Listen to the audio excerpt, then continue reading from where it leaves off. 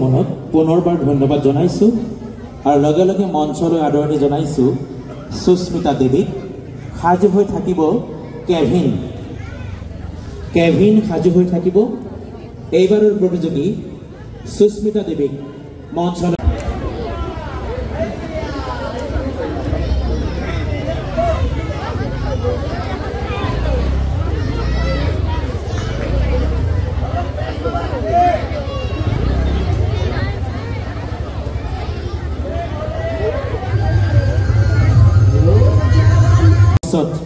উজ্জ্বল কামনা কৰিছো।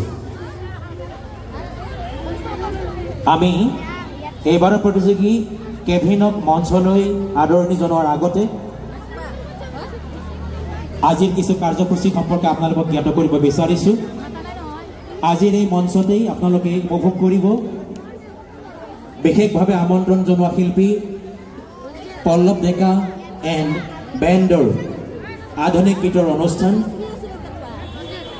তাৰ পূৰ্বে স্থানীয় মহিলাসকলৰ দ্বাৰা পৰিৱেশিত জেং বিহু, এক বাৰেৰহণীয়া নৃত্যানুষ্ঠান আপোনালোকে উপভোগ কৰিবলৈ পাব। স্থানীয় দুই এগৰাকী শিল্পীৰ কণ্ঠৰ দুই এটি গীতো আপোনালোকে শুনিবলৈ পাব। এই আটাইসমূহ কাৰ্যসূচীত আপোনালোকৰ সহায় সহযোগিতা আমি বিনম্ৰতাৰে কামনা কৰিছোঁ। আহক এগৰাকী শিল্পীৰো আপোনালোকে গীত শুনিব পাব।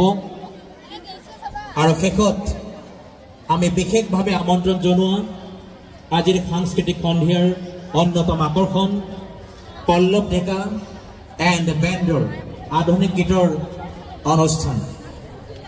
আমি সমূহ কাৰ্যসূচীত আপোনালোকৰ সহায় সহযোগিতা শৃংখলাবদ্ধতা বিনম্ৰতাৰে কামনা কৰিছোঁ।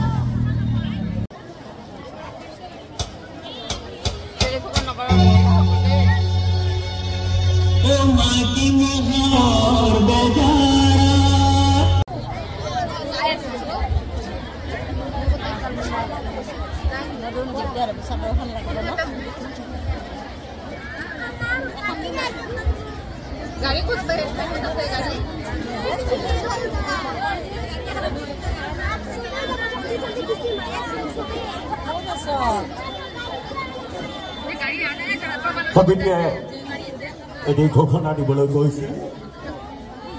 সমবেত সংগীত কিছু সময় পিছত আমি মঞ্চত মুকলি কৰাৰ কাৰণে যিসকল শিল্পীয়ে সমবেত সংগীতত অংশগ্ৰহণ কৰিছে তেওঁলোকক সাজু হৈ থাকিবৰ বাবে অনুৰোধ জনাইছোঁ। আৰু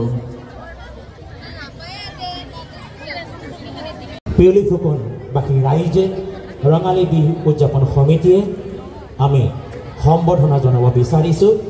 পোনপ্ৰথমে জাতিটোৰ স্বাভিমান এখনি ফুলাম গামোচাৰে তেখেতক সম্বৰ্ধনা জনাব মুন্মী বৈশ্যই। এয়া মুন্মী বৈশ্যই উদ্বোধক মহোদয়ক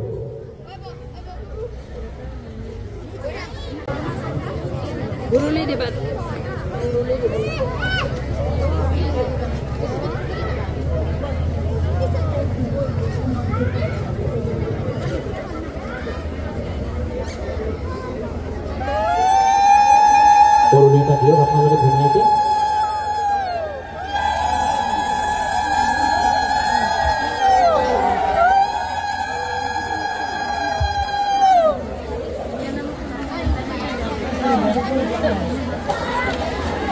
Bisa bisa naplak lagi ba?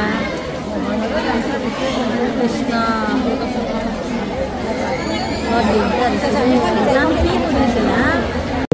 উপাধ্যক্ষ অসম ৰাজ্যিক পৰিবহণ নিগম তেখেতক পোনপ্ৰথমে এখনি ফুলাম গামোচাৰে সম্বৰ্ধনা জনাব মুন্মী বৈশ্য।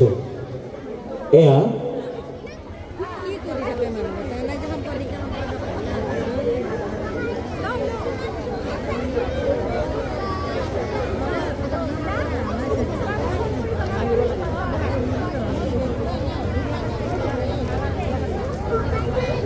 এয়া তেখেতক এখনি ফুলাম গামোচাৰে সম্বৰ্ধনা জনাইছে।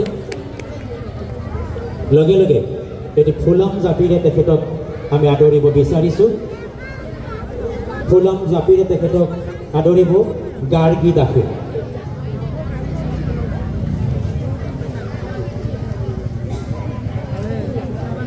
ক্ষমা কৰিব উপাসনা দাসে তেখেতক জাপিৰে সম্বৰ্ধনা জনাইছে। লগে লগে তেখেতক মাইক্ৰফোন অৰ্পণ কৰিছোঁ। উপস্থিত সন্মানীয় ঘোষক মহোদয়, মোৰ অভিভাৱক স্বৰূপ জ্যেষ্ঠ ভাতৃ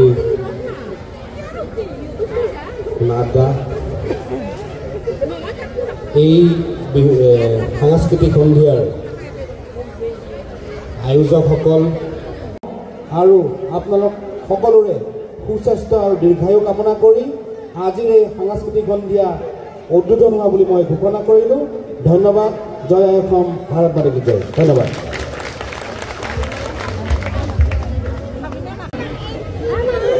এয়া ভৈৰৱ বৰ্মনে মাননীয় সুকন্যা হাতীমূৰীয়াক আদৰণি জনাইছে। এটি ফুলাম জাপিৰে আদৰণি জনাব নৱজিৎ ঠাকুৰীয়ে।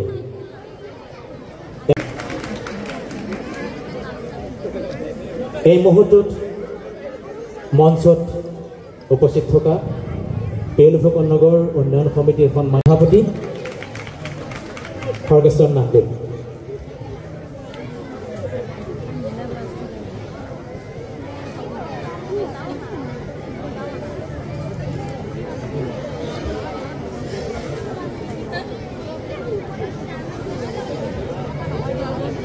সম্বৰ্ধনা জনাইছে।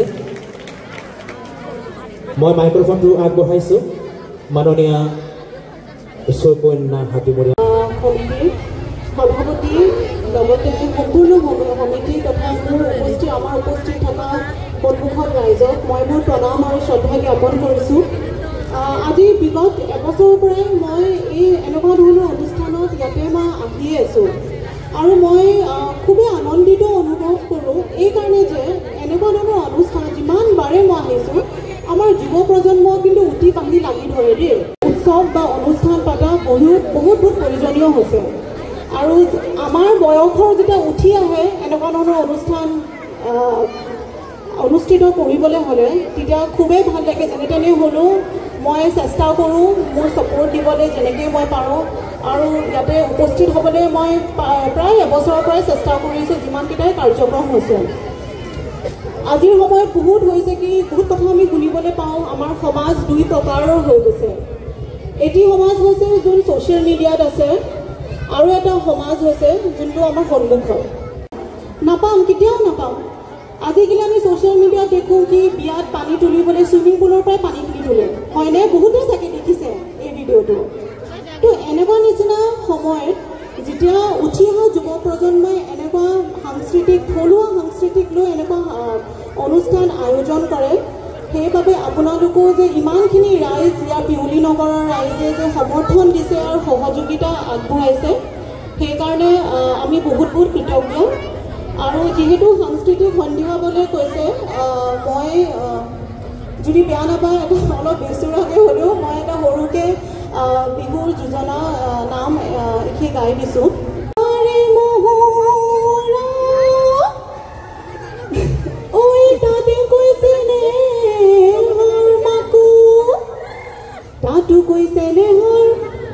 তাতো কৈছে নেহৰ বহাগৰ বিহু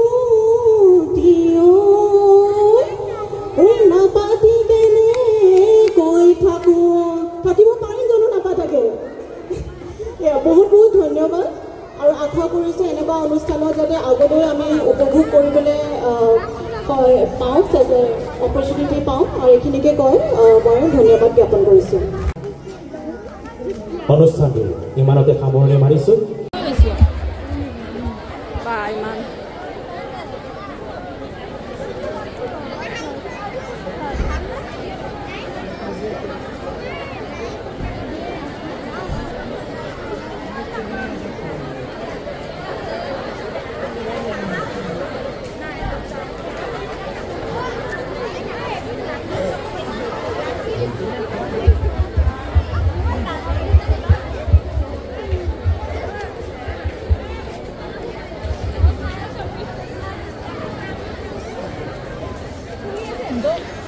আজি নিশাৰ ভাগৰে এই মঞ্চতেই আমি আপোনালোকলৈ বুলি আগবঢ়াম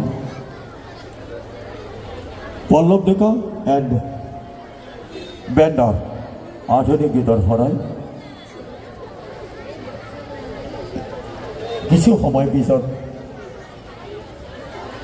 সময় পিছতে আমাৰ আমন্ত্ৰিত শিল্পী আমাৰ মাজত আহি উপস্থিত হ'ব আৰু আগবঢ়াইছোঁ আপোনালোকৰ সন্মুখলৈ জেং বিহু